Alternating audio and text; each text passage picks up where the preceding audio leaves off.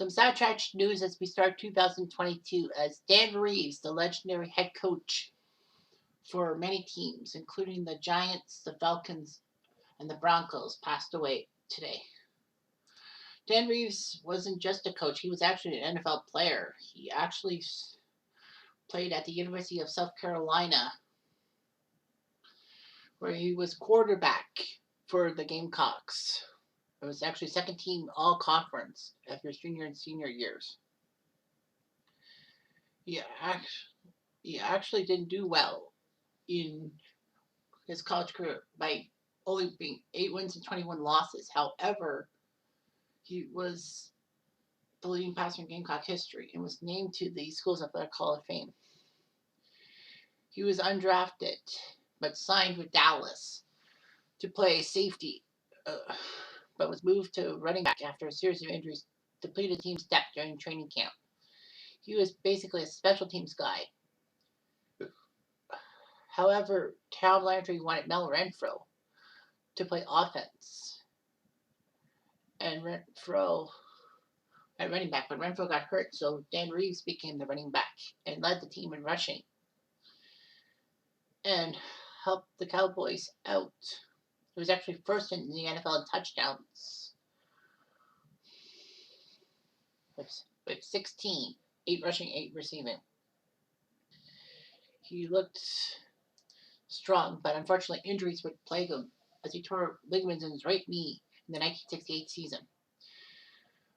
So Dan Reeves became a player coach in a sense, being passed on the depth chart by Kelvin Hill and Dwayne Thomas. Reeves played 8 years for the Cowboys, and in his final game, he helped the Cowboys win Super Bowl VI against the Dolphins 24-3. He was actually famously known for having a pass slip from his hands that was intercepted, giving the Colts the winning field goal. However, he also threw a touchdown pass in the Ice Bowl against the Green Bay Packers, which almost got Dallas a shocking win at Lambeau Field. However, he became the youngest head coach in the NFL in 1981 and helped the Broncos to 6 postseason appearances in his tenure, 3 AFC championships, and 3 Super Bowl appearances, although all were losses. It was amazing what Reeves could do with the Broncos, and the funny thing about him is he always dressed in a suit on the sidelines, even though that's a hot day in a sense. Reeves had issues with Mike Shanahan, who was the quarterback's coach, and fired him for insubordination. Unfortunately, there was tension between Reeves and Elway, and Dan Reeves was fired and replaced by Wade Phillips. Reeves was hired by the Giants in 1993 to be their head coach and helped them go 11-5, make the playoffs, although they did lose on the final week of the season at home to Dallas, which would have given them the 1 seed in the NFC playoffs that year.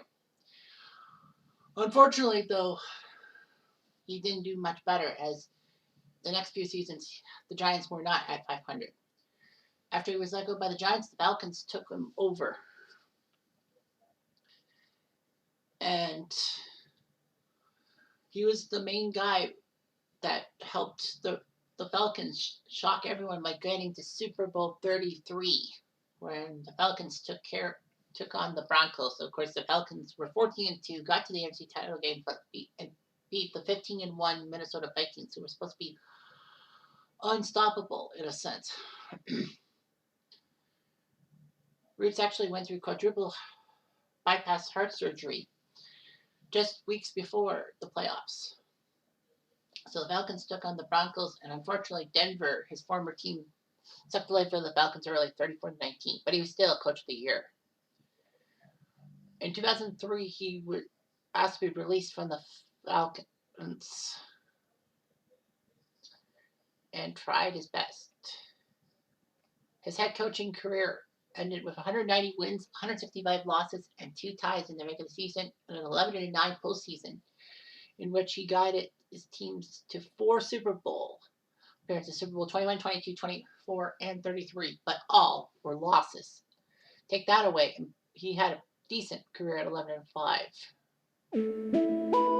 Reeves was married to Pam Reeves and had 3 children and 6 grandchildren. he has a nephew who is actually the senator for the